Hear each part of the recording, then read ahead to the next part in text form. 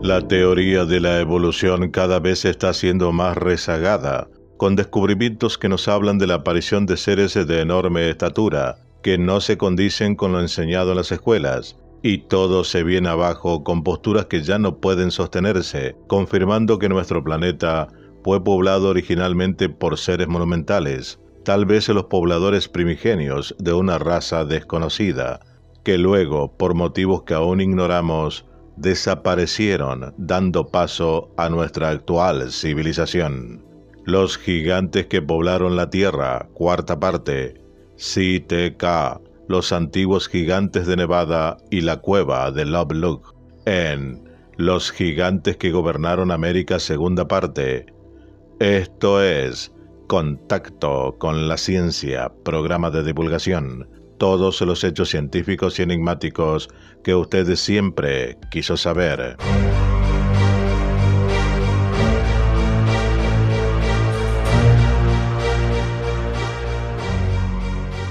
Una de las historias americanas más misteriosas relacionadas con la aparición del hombre en este continente es la leyenda paiute que cuenta la historia de los CTK, un antiguo linaje de gigantes con caníbales de pelo rojo que sembró el terror en lo que ahora se llama Nevada. El nombre significa literalmente comedores de juncos y se refiere a su habilidad para tejer las fibras de esta planta acuática para construir balsas que utilizaban para hacer la guerra a sus enemigos paiute.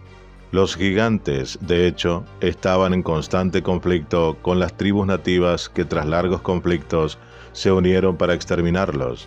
Los últimos sobrevivientes lograron atrincherarse en la cueva de Lovelock, Nevada, pero los indios amontonaron una maleza frente a la abertura y les prendieron fuego. Los que no se asfixiaban con el humo eran asesinados con una lluvia de flechas, y así se extinguieron estos antiguos y misteriosos habitantes del suelo americano. Sarah Winnemucca, escritora nativa e hija del jefe tribal, en su libro La vida entre los paiutes, sus errores y reclamos, corrobora esta leyenda, aunque no se refiere abiertamente a la estatura de estos antiguos adversarios de su pueblo. Su testimonio habla de una pequeña tribu de bárbaros que comía carne humana, aunque no sabemos si lo hizo para minimizar la amenaza de estos gigantes de Nevada. Esto escribió: «Después de que mi pueblo los exterminó a todos, las tribus que nos rodeaban nos llamaron Sido-Kara, que significa conquistador, pero también enemigo. Mi gente dice que la tribu que exterminamos tenía el pelo rojizo. Soy dueña de parte de ese cabello, una reliquia que se ha transmitido de padres a hijos. Tengo un vestido que ha estado en nuestra familia por un gran número de años, tejido con ese pelo rojo. Tengo la intención de usarlo en una de mis próximas conferencias. Se considera un vestido de luto, y nadie tiene ese vestido además de mi familia», afirmaba Winnemucca. Muchos años después, en 1911, dos mineros, James Hart y David Pugh, se propusieron explotar la zona.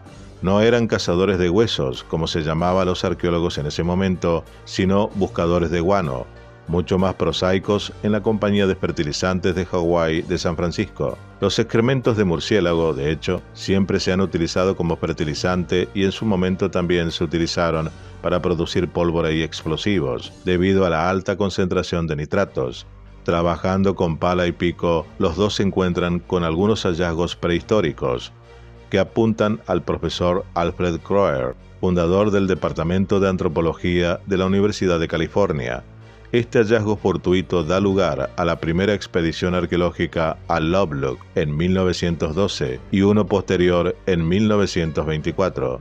Las excavaciones estaban coordinadas por L.L. Ludd y resultan increíblemente fructíferas, ya que se sacan a la luz hasta 10.000 hallazgos: cestas, jarrones, herramientas, armas, huesos, cebos para patos, de una mano de obra verdaderamente admirable, entre las más antiguas conocidas en el mundo, y aún con algunas plumas adheridas, y unas 60 momias. La datación por radiocarbono nos habla de una civilización de casi 5.000 años. La cueva estaba bastante ocupada en el 2850 a.C., un poco menos alrededor del 1000 a.C., hasta el 440 a.C., cuando un colapso bloqueó el acceso a gran parte de la cueva. A partir de entonces, los murciélagos se convirtieron en los únicos habitantes de la cueva, enterrando los artefactos y huesos de los antiguos habitantes bajo una capa de excremento que variaba en espesor de 1 a 2 metros. 2 de los cuerpos encontrados son realmente extraños, tienen el pelo rojizo y son más altos que el promedio. Hay una momia femenina que mide casi 2 metros de altura, mientras que la masculina supera los 2 metros 40.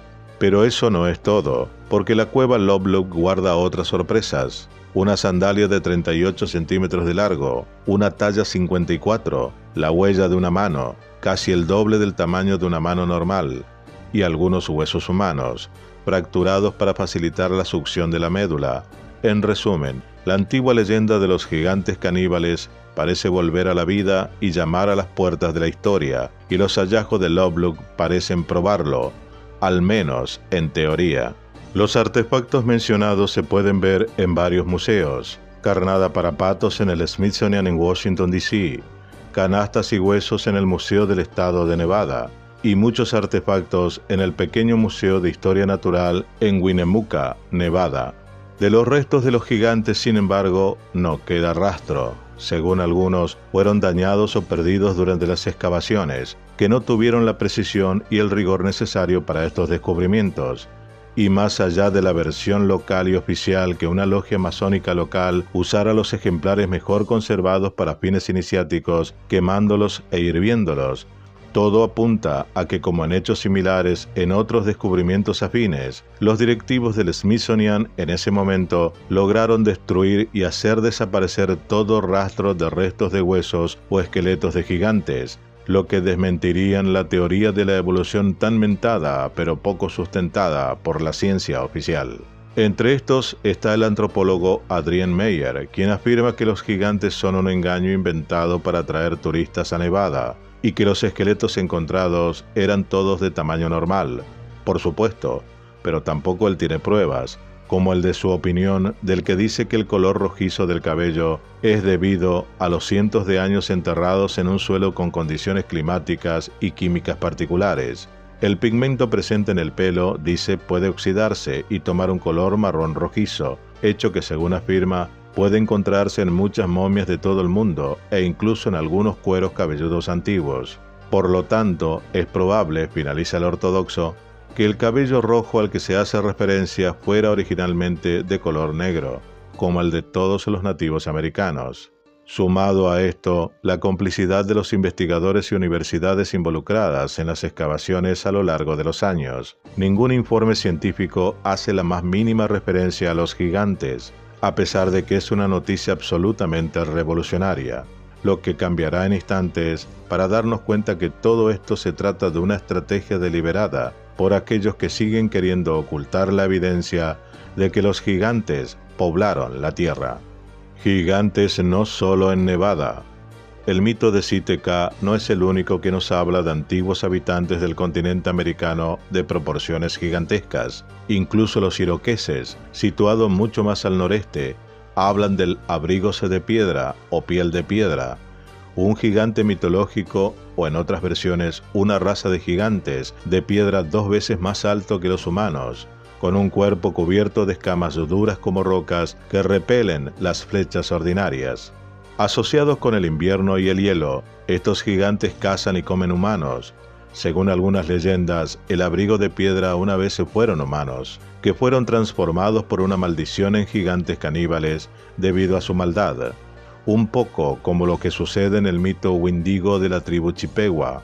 En otras historias, sin embargo, el abrigos de piedra eran una tribu de monstruos primitivos. Moviéndose más al sur, en las grandes llanuras, el jefe comanche Rey Vibrante habló en 1857 de una antigua raza de gigantes blancos. Dijo: 3 metros de altura, que hace muchas lunas era más poderosa y floreciente que cualquier rostro pálido que ahora vive, que habitó gran parte de la nación, extendiéndose desde donde sale el sol hasta donde se pone. Al ampliar el alcance de la investigación, se puede encontrar que el arquetipo del gigante está presente en muchas culturas y se extiende mucho más allá de América del Norte. Pensemos, por ejemplo, en los titanes y cíclopes de la memoria clásica, de los que ya hemos hablado en anteriores capítulos sobre el mismo tema en videos de este mismo canal. los Nefilim de las narraciones bíblicas, a los ogros de las mitologías nórdicas y a los gigantes del folclore andino.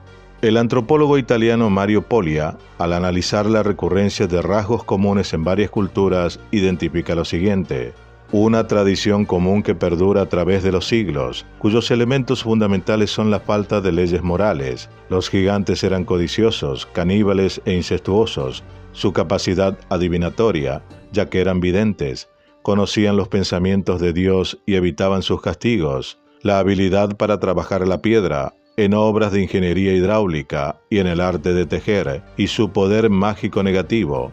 Eran hechiceros, afirma el investigador. Pero la cueva de Lovelock no constituye el único lugar misterioso del que hablar. Hay otros. Durante el siglo XIX y también a principios del siglo XX, fueron muchos los hallazgos de huesos de enormes proporciones que saltaron a los titulares, a veces también citado por fuentes autorizadas, como el New York Times, desde Ohio hasta Wisconsin, desde Nevada hasta Nuevo México, desde Pensilvania hasta el estado de Washington. Hay docenas y docenas de artículos periodísticos con titulares grandilocuentes como «Gigantes asombrosos», «Calaveras gigantes descubiertas», «Cueva escondida revela un descubrimiento sorprendente». En términos generales, son artículos sensacionalistas que no tienen seguidores y, en algunos casos, de búfalos reales ingeniosamente montados con rudimentarios fotomontajes, pero lo demás, la minoría de las fotos, ¿qué revelaban? Sin embargo, tal redundancia da algunas razones para pensar. Entre los defensores de la existencia de los gigantes hay al menos un testimonio excepcional, la de Abraham Lincoln. En 1848, en Albany, el futuro presidente de Estados Unidos de América, profundamente conmovido por un extraordinario espectáculo natural, pronunció un discurso en el que afirmó: «Cataratas del Niágara, ¿cuál es la fuerza misteriosa que atrae a millones y millones de personas de todo el mundo a admirar las cataratas del Niágara? Cuando Colón descubrió por primera vez este continente, cuando Cristo sufrió en la cruz, cuando Moisés condujo a Israel a través del Mar Rojo, no, incluso cuando Adán salió por primera vez de la mano de su Creador. Entonces como ahora, el Niágara estaba aquí rugiendo. Los ojos de esa raza extinta de gigantes, cuyos huesos llenan los montículos de América, han contemplado el Niágara en este momento, contemporáneo de toda la raza de los hombres y más antiguo que el primer hombre. El Niágara es tan fuerte y fresco hoy como lo fue hace 10.000 años. El mamut y el mastodonte, ahora extintos desde hace tanto tiempo que solo quedan fragmentos de sus monstruosos huesos para atestiguar que un día vivieron, contemplaron el Niágara, finalizaba el candidato en ese momento a presidente de los Estados Unidos, Abraham Lincoln, refiriéndose a los gigantes. Del discurso de Lincoln surge una conexión entre los gigantes y los montículos que salpican el territorio americano. La referencia a montículos son aquellas construcciones precolombinas que datan del 3500 a.C. y están presentes principalmente en el valle del Mississippi. Se trata de movimientos de tierra probablemente con fines sepulcrales y ceremoniales que pueden tener diversas formas: pirámides truncadas, plataformas, conos truncados o redondeados, o como en el caso del famoso Serpent Mound en Ohio, formas complejas y zoomorfas. Dentro de estos montículos de tierra, generalmente hay huesos humanos y enseres, como armas y joyas, que indican su función funeraria y presumiblemente de culto. Thomas Jefferson y el enigma de los montículos. El debate sobre estas estructuras misteriosas y monumentales es antiguo. Uno de los primeros en tener un enfoque científico para el estudio de montículos fue otro presidente de los Estados Unidos, Thomas Jefferson, quien hacia el 1770 excavó un montículo cónico ubicado cerca de su residencia en Monticello, Virginia, conocido con el nombre de tumba india, con el fin de investigar cómo se enterraba a los muertos. En el curso de las excavaciones, llegó a comprobar que el montículo, carretilla, como se llamaba entonces, consistía en una serie de fosas comunes superpuestas entre sí para formar un montón, y encontró similitudes con las costumbres funerarias de los indios mohicanos. Jefferson encontró una gran cantidad de cráneos, mandíbulas, dientes, huesos de brazos, fémures, manos y pies, que describe con la precisión y el desapego propios del científico, pero en ningún caso habla de gigantes. también como un científico. Los estudios más recientes van en la dirección trazada por Jefferson, según unos. Es decir, ven en montículos la expresión de una civilización indígena precolombina, pero no han faltado hipótesis mucho más radicales, cuyo abanico va desde las poblaciones atlantes hasta las 10 tribus perdidas de Israel, desde los vikingos hasta los antiguos egipcios, temas que también hemos planteado y mostrado en un video anterior en este mismo canal. En esta variedad de interpretaciones, las de William Pidgeon, quien según algunos negacionistas de la presencia de gigantes en América, dicen que a partir de sus análisis dudosos, llegó a plantear la hipótesis de que los montículos eran producto de Di-ko-da, una civilización más antigua y hostil a los nativos americanos. El mismo Pidgeon, en un libro, aseguraba haber logrado entrevistar a uno de los últimos descendientes de este legendario linaje. Dentro de los montículos, los huesos de los gigantes ocuparían generalmente una posición privilegiada con respecto a los restos normales, dando fe de una forma de respeto y preeminencia. Los gigantes habrían sido, por tanto, reyes y soberanos de los constructores de estas antiguas tumbas. En definitiva, por un lado tenemos decenas de artículos que hablan de restos humanos de proporciones gigantescas. Por el otro, tenemos a la comunidad científica que permanece inexplicablemente indiferente ante revelaciones que potencialmente podrían revolucionar nuestra forma de ver la historia del continente americano. Hay quien dice, como Richard Diburs, que este no es un caso sencillo y que hay un diseño real detrás de la desaparición de los esqueletos gigantes, un encubrimiento programático tramado por la institución Smithsonian, la conocida institución de investigación y educación administrativa y financiada por el gobierno de los Estados Unidos, y en particular por el explorador John Wesley Powell, quien la dirigió desde 1879 hasta 1902. Según Diburs, las razones de tal operación de cobertura en ese momento fueron múltiples.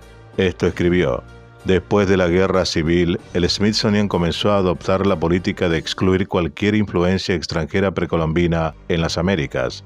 Algunos pensaron que era un intento del destrozado gobierno posterior a la Guerra Civil de restar importancia a cualquier conflicto regional y étnico en la todavía frágil reconstrucción nacional de la posguerra, afirma. Y agrega: otros han señalado las políticas expansionistas incrustadas en la doctrina del destino manifiesto y el deseo de oscurecer los orígenes de las tribus perdidas de Israel que se encontraban en América, según afirma.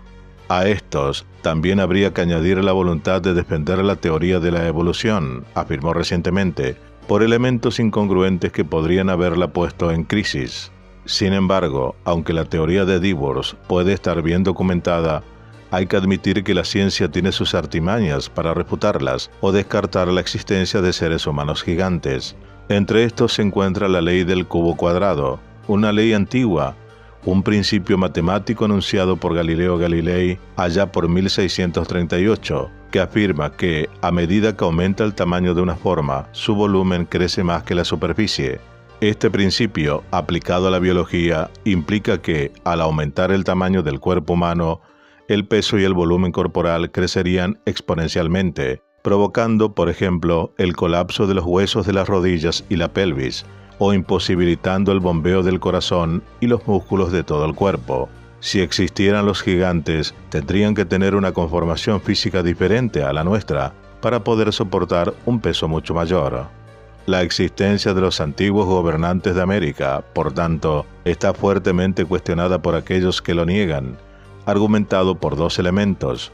Por un lado, dicen que más allá de los relatos periodísticos a los que nos hemos referido, existe la imposibilidad de encontrar pruebas documentales fehacientes. Por otro lado, señalan también la imposibilidad biológica y estructural de la existencia de seres humanos con proporciones gigantescas. Pero hay algunas fotografías de habitantes sudamericanos de enorme estatura, como estamos viendo, que refutan todo lo que afirman estos científicos negacionistas.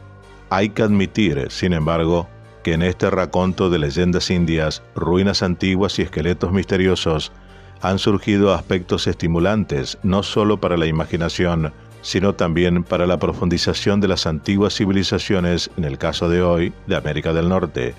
La fascinación de estos temas no escapó al antropólogo y activista nativo Vine Víctor Deloria Jr., autor del célebre ensayo de 1968, Custer Did for Your Sins, an Indian Manifesto. Custer murió por sus pecados, un manifiesto indio, quien afirma que las ruinas antiguas y las conexiones con el Smithsonian nos dan una buena razón para creer en el final de la película de Indiana Jones, un gran depósito en el que están enterrados los verdaderos secretos de la historia de la Tierra. La arqueología y la antropología de hoy han casi sellado la puerta a nuestra imaginación, afirma Vine, interpretando genéricamente el pasado norteamericano como desprovisto de cualquier elemento inusual.